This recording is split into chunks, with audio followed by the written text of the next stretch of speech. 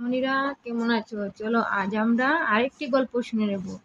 গল্পটির নাম হলো বুদ্ধিমতী ঠাম্মি।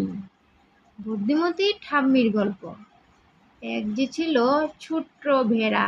কি ছিল সোনামণিরা? একটি ছোট ভেড়া ছিল। এই দেখো ভেড়াটি, তার উপরই এই ছড়া।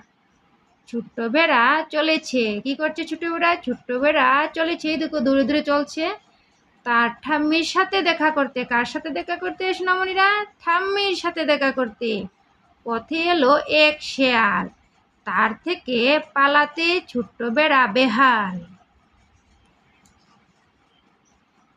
নেকড়ে ভাইয়া, নেকড়ে ভাইয়া, আমায় এখন খেও না।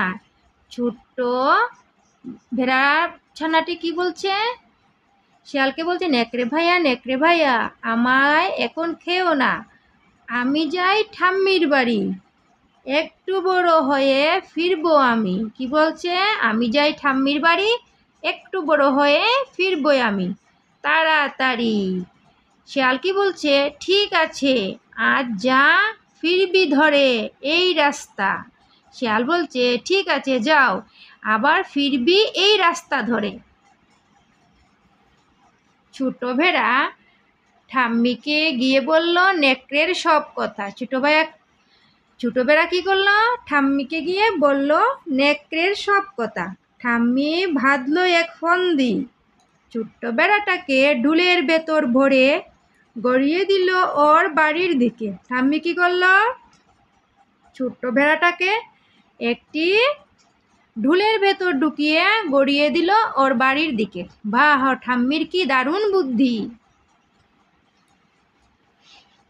ঢুল গড়াগড়ি, ঢুল গড়ালো গড়গড়িয়ে, নেকড়ে ছুটল হুড়মুড়িয়ে। ঢুল গড়ালো আর গড়িয়ে নেকড়ে ছুটল হুড়মুড়িয়ে। ছোট্ট বেড়া আনন্দে ফিরল ঘরে।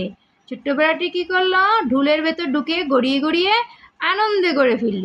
দুঃখী নেকড়ে ফিরল বনে। নেকড়েটি দুঃখী হয়ে ফিরল বনে।